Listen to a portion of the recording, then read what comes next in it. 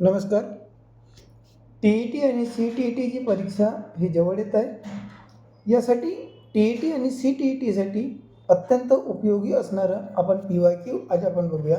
हे जे पी-वाय-क्यू आहे हे टी-ई-टी 2016चं आहे आणि ही जी पी-वाय-क्यू आहे ही यासाठी अतिशय महत्त्वाची आहे कारण की 2016मध्ये पेपर फुटीमुळे जी री एक्झाम झाली होती त्या री एक्झामची आपण आज पी-वाय-क्यू बघणार आहोत आणि ही जी पी-वाय-क्यू आहे ही अतिशय महत्त्वपूर्ण यासाठी आहे कारण की या पी-वाय-क्यूतले जे अधिकाधिक प्रश्न आहेत ते प्रत्येक परीक्षेमध्ये आलटून पालटून विचारले जातात.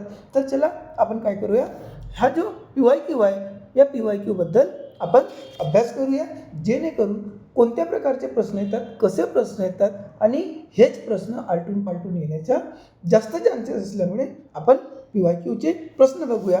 कधीही सांगतो की भाषा मग ते इंग्रजी असो, मराठी असो की हिंदी असो, यामध्ये उतार्यावरचे प्रश्न नक्की असतात आणि उतार्यावरचे प्रश्न आपण लिहिताना सर्वात अगोदर प्रश्न वाचून घेणे, फक्त प्रश्न वाचून घेणे आणि त्यानंतर उतारा वाचणे कधीही जास्त उपयुक्त असतो. पण आपल्याला वेळ कमी लागावा म्हणून मी डायरेक्ट काय करत आहे, उतारा वाचत आहे. चला आपण उतार्याला काय करूया, सुरुवात करूया. आणि याच्यावरती 31 ते 34 या उतार्यावर प्रश्न दिलेले आहेत. चला आपण उतार्याला सुरुवात करूया.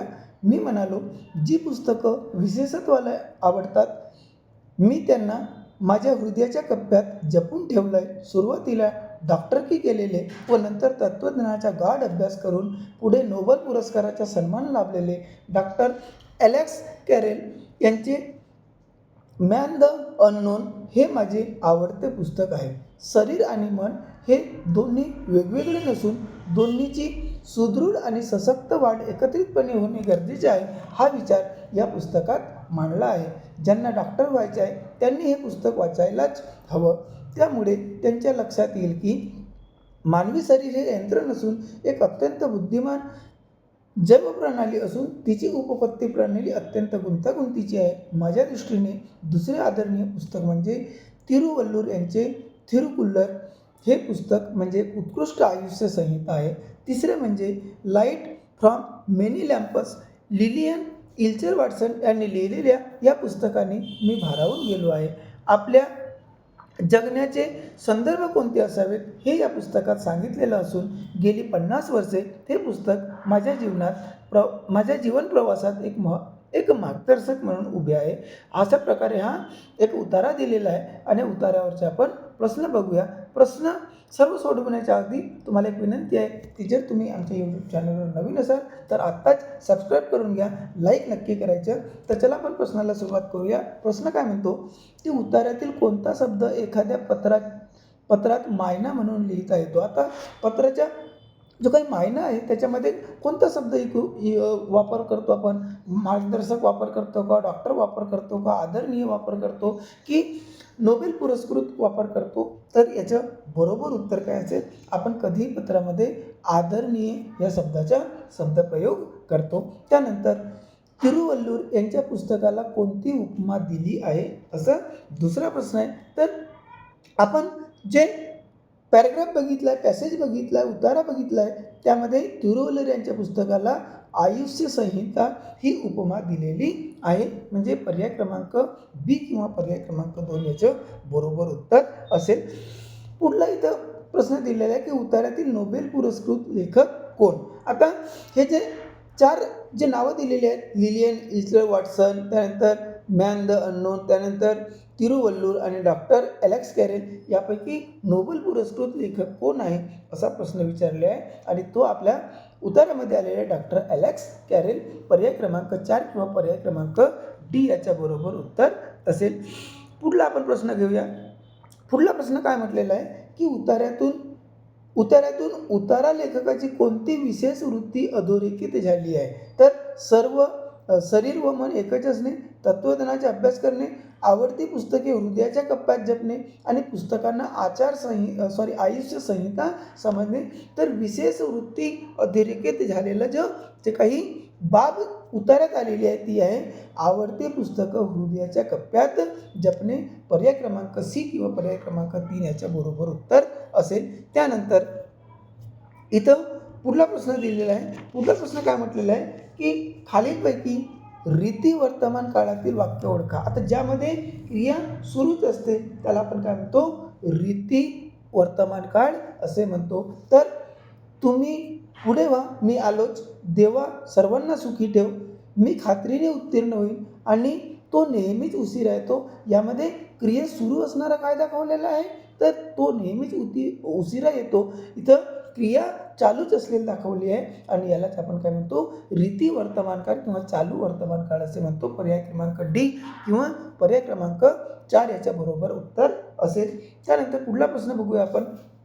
शब्दांच्या एकूण जातीपैकी शब्द जाती किती अविकारी आहेत. आता लक्षात द्यायचं, शब्दांच्या एकूण जाती 8 आहेत, पण विकारी 4 आणि अविकारी 4 आहेत. म्हणजे पर्याय क्रमांक 4 हा आपला बरोबर उत्तर होईल. ठीक आहे. 8 पैकी 4 विकारी आणि 4 अविकारी जाती आहेत. ठीक आहे. त्यानंतर पुढला आपण प्रश्न बघूया. पुढला प्रश्न काय म्हटलेला आहे की नव्याचे नवलाई साऱ्यांनाच वेड लावते या वाक्यातील भाववाचक नाम ओळखा. आता यामध्ये भाववाचक नाम कोणतं आलेलं आहे असा प्रश्न विचारलेला आहे. आता भाववाचक नाम कोणता येईल, वेड येईल का, नवलाई येईल का, नव्याची येईल की लावते येईल. तर नवलाई हा काय आहे, भाववाचक नाव आहे, तिथं भाव दडलेलं आहे. ठीक आहे. त्यानंतर खालीलपैकी कोणता शब्द अशुद्ध नाही. अशुद्ध नाही म्हणजे कसं आहे, शुद्ध आहे. तर पूजनीय असं लिहितो का आपण, परीक्षागृह असा लिहितो का, तज्ज्ञ असं लिहितो का आणि आशीर्वाद असं लिहितो का. तर याचं जे बरोबर उत्तर येईल, तज्ज्ञ हा अशुद्ध नाही. ठीक आहे. तज्ज्ञ, तर याच्यामध्ये जे आपण बघितलं आहे, तर इथं सुद्धा लिहिताना थोडीशी गडबड झालेली आहे, पण तज्ज्ञ असं असायला पाहिजे. पर्याय क्रमांक 3 याच्या बरोबर उत्तर व्हायला पाहिजे होता. त्यानंतर वाऱ्याने हलते रान यातील रान या नामाचे लिंग ओळखा असा प्रश्न दिलेला आहे. आता आपण रानाला काय म्हणतो, ते म्हणतो. ते कुठे लावतो आपण, नपुंसक लिंगामध्ये लावतो. म्हणजे पर्याय क्रमांक 1 किंवा पर्याय क्रमांक अ याच्या बरोबर उत्तर असेल. त्यानंतर पुढील अपूर्ण मन पूर्ण करा. अन्नछत्रात जाऊन काय करावे, मिरपूड मागू नये, अन्न घ्यावे खाऊन, शांत राहावे बसून की अन्नदान घ्यावे करून. तर याचं बरोबर उत्तर काय येईल, आपण मन कशी म्हणतो, अन्नछत्रात जाऊन मिरपूड मागू नये. म्हणजे जे आपल्याला फुकटात मिळते त्यामध्ये हे सुद्धा पाहिजे ते सुद्धा पाहिजे असं करू नये असं त्याचा अर्थ होतो. चला ठीक आहे. म्हणजे अन्नछत्रात जाऊन मिरपूड मागू नये अशी काय आहे, म्हण आहे. पुढला आपण प्रश्न बघूया. पुढला प्रश्न काय म्हटलेला आहे की वडील मंडळीस पत्र लिहिताना लिहायचा अचूक मायना कोणता. आपण वडील मंडळीस लिहितो, वडिलांना नाही. तर त्याचा मायना कोणता बरोबर येईल, तर आपण काय म्हणतो, त्यांना तीर्थस्वरूप म्हणतो. वडिलांना मात्र काय म्हणतो, तीर्थरूप असे म्हणतो. ठीक आहे. म्हणजे पर्याय क्रमांक सी किंवा पर्याय क्रमांक 3 याच्या बरोबर उत्तर असेल. त्यानंतर बोलणाऱ्याच्या तोंडचे शब्द वाक्यात लिहिताना कोणत्या विरामचिन्हाचा उपयोग करता येतो. आता बोलणाऱ्यांचे तोंडचे शब्द आपण जसेचे तसे लिहिताना काय करतो, अवतरण चिन्हाचा, आणि तोही कसा, दुहेरी अवतरण चिन्हाचा उपयोग करतो. म्हणजे पर्याय क्रमांक ए किंवा 1 याच्या बरोबर उत्तर असेल. पुढला आपण प्रश्न बघूया. पुढला प्रश्न काय म्हटलेला आहे की शब्दशः होणाऱ्या अर्थापेक्षा भिन्न व विशिष्ट अर्थाने रूढ झालेल्या शब्दसमूहाला काय म्हणतात.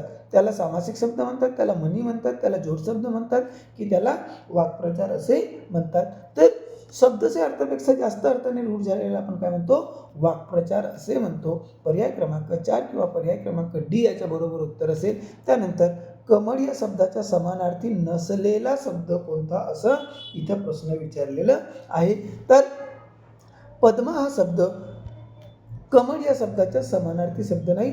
सरोज, पंकज, राजीव हे सर्व शब्द कमळ या शब्दाला समानार्थी असलेले शब्द आहेत. त्यानंतर पुढला आपण प्रश्न बघूया. पुढला प्रश्न काय म्हटलेला आहे की धान्य पाखडण्याचे साधन या शब्दसमूहासाठी वापरली जाणारी एकच अचूक शब्द कोणता. आता धान्य पाखडण्याचे जे काही साधन आहे त्यासाठी आपण कोणता शब्द वापरतो, त्याला आपण सूप म्हणतो. बरोबर आहे की नाही. त्यानंतर गटात न बसणारा शब्द कोणता. आता असा काही शब्द आहे जो गटात बसत नाही, तो शब्द आपल्याला ओळखायचं आहे. गाय, वासरू, लेकरू आणि फूल. आता लक्षात द्यायचं 1, 2, 3 म्हणजे ए, बी, सी हे सर्व प्राणी आहेत आणि हे फूल काय आहे वनस्पतीवर उमलते. म्हणजेच डी फूल हा काय येईल गटात न बसणारा शब्द येईल. त्यानंतर पुढला शब्द बघूया आपण. विरुद्धार्थी चुकीची जोडी ओळखा. आता विरुद्धार्थी चुकीची जोडी कोणती आहे असं विचारलेलं आहे. प्रासाद विरुद्ध राजवाडा होतो का? नाही, प्रासाद म्हणजेच राजवाडा होते, हीच चुकीची जोडी आहे. कृतज्ञ विरुद्ध कृतज्ञ होते, बरोबर आहे. गुळगुळीत विरुद्ध खळबळीत होते, हे बरोबर आहे. शिक्षा विरुद्ध बक्षीस होते, हे सुद्धा बरोबर आहे. त्यानंतर कोणत्या नामाचे वचन बदलत नाही? घड्याळ घड्याळे होते, आसू आसवे होते, पाणीच्या पाने होत नाही, हा ना, पाणीच्या पाणीच असते. आणि पिलूच्या पिले होते, म्हणजे वचन कोणाचे बदलणार नाही? पाणीचे वचन बदलणार नाही. त्यानंतर आपण पुढला प्रश्न बघूया. पुढला प्रश्न काय म्हटलेला आहे? पुढला प्रश्न म्हटलेला आहे की सामान्यतः स्त्रियांना दागदागिने व भारी कपड्यांची भारीच आवड असते. यातील भारी हा शब्दाच्या कोणत्या जातीमध्ये येतो? भारी हा शब्द कोणत्या जातीमध्ये येतो असा इथं प्रश्न विचारलेला आहे. तर भारी हा शब्द काय विशेषण आहे, म्हणजे पर्याय क्रमांक 1 किंवा पर्याय क्रमांक 1 याच्या बरोबर उत्तर येईल. त्यानंतर उजाडले तेव्हा सकाळचे 6 वाजले होते. यातील उजाडले या क्रियापदाचा प्रकार कोणता? आता हा जो क्रियापद आहे उजाडले हे क्रियापदाचे आहे, पण हा कोणत्या प्रकारचा क्रियापद आहे असं प्रश्न विचारलेलं आहे. तर हा जो क्रियापद आहे हा भाव कर्तृक क्रियापद आहे, म्हणजे पर्याय क्रमांक 1 किंवा पर्याय क्रमांक 1 याच्या बरोबर उत्तर येईल. त्यानंतर सर्वनामाचे एकंदर किती प्रकार पडतात? तर सर्वनामाचे एकूण 6 प्रकार पडतात. पर्याय क्रमांक बी किंवा ब किंवा 2 याचे काय होईल बरोबर उत्तर होईल. त्यानंतर पुढला आपण प्रश्न बघूया. पुढला प्रश्न काय म्हटलेला आहे? पुढला प्रश्न काय म्हटलेला आहे? हो तर अगदी बरोबर 110 मोहरा होत्या. वाक्य प्रकार ओळखा. आता उद्गारार्थी वाक्य आहे, होकारार्थी आहे, नकारार्थी आहे की प्रश्नार्थक वाक्य आहे असं उतरलेलं आहे. हो तर अगदी बरोबर 110 होत्या, 110 मोहरा होत्या हा होकारार्थी वाक्याचा काय आहे प्रकार आहे. पर्याय बी किंवा 2 याच्या बरोबर उत्तर असेल. पुढला आपण प्रश्न बघूया. मान्य या शब्दापासून तयार होणारा उपसर्गयुक्त अचूक शब्द कोणता? मान्यपासून उपसर्ग लागून कोणता अचूक शब्द तयार होईल? मान्यपासून मान्यता होईल का? मान्यवर होईल का? मान्य होईल की अमान्य होईल? तर मान्य या शब्दापासून तयार होणारा उपसर्गयुक्त त्याला आपण माननीय असं म्हणतो. पर्याय क्रमांक सी होईल की काय होईल? नाही, सी होणार नाही, अमान्य होईल. उपसर्ग म्हणजे अगोदर लागणारा. आता लक्षात द्या, मान्यच्या अगोदर अमान्य होईल तर त्याचा अर्थही बदलत नाही, म्हणजे पर्याय क्रमांक डी याचं बरोबर उत्तर होईल. त्यानंतर हा तुमची टेस्ट घेत होतो जी, काही चुकला तर तुम्ही सुद्धा सांगा. खालीलपैकी स्वरादी वर्ण कोणते? स्वरादी वर्ण कोणते असं आपल्याला प्रश्न विचारलेलं आहे. तर स्वरादी जे वर्ण आहेत ते काय आहेत?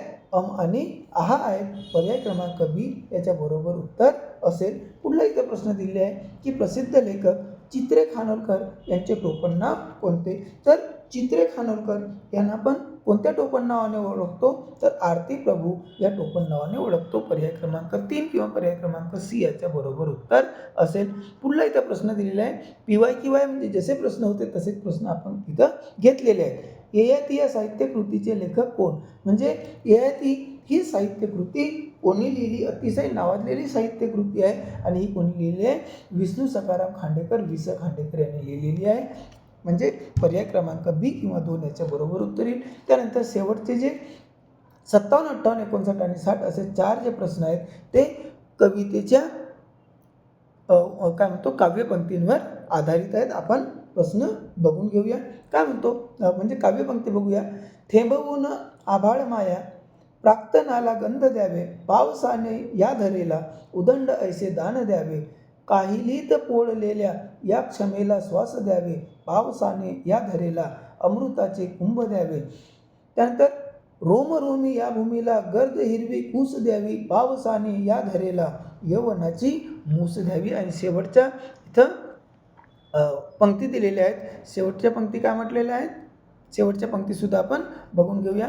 शेवटच्या पंक्ती म्हटल्या आहेत की गंध मिळता प्राक्तनाला, कस्तुरी ही धुंद व्हावी, पावसाने या धरेला, मिलनाची रीत द्यावी. आता इथं प्राक्तन म्हणजे काय असं इथं प्रश्न विचारलेलं आहे की प्राक्तन हा कोणत्या अर्थाने आलेला आहे, तर प्राक्तन म्हणजे प्रारब्ध असं होईल.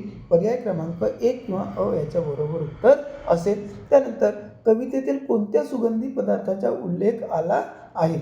अमृत आलेला आहे, यवन आलेलं आहे, प्राक्तन गंध आला आहे की कस्तुरी आलेला आहे? तर इथं काय दिलेलं आहे? कस्तुरी हा शब्द. बघा इथं कस्तुरी हा शब्द आलेला आहे. पर्याय क्रमांक डी किंवा 4 याच्या बरोबर उत्तर होईल. त्यानंतर पुढला शेवटचे 2 प्रश्न आहेत. कवितेत घडा या अर्थाने कोणता शब्दप्रयोग केला आहे? घडा या अर्थाने शब्दप्रयोग केलेला शब्द कोणता आहे? तर त्याला कुंभ म्हणजे काय म्हणतो? घडा होतो.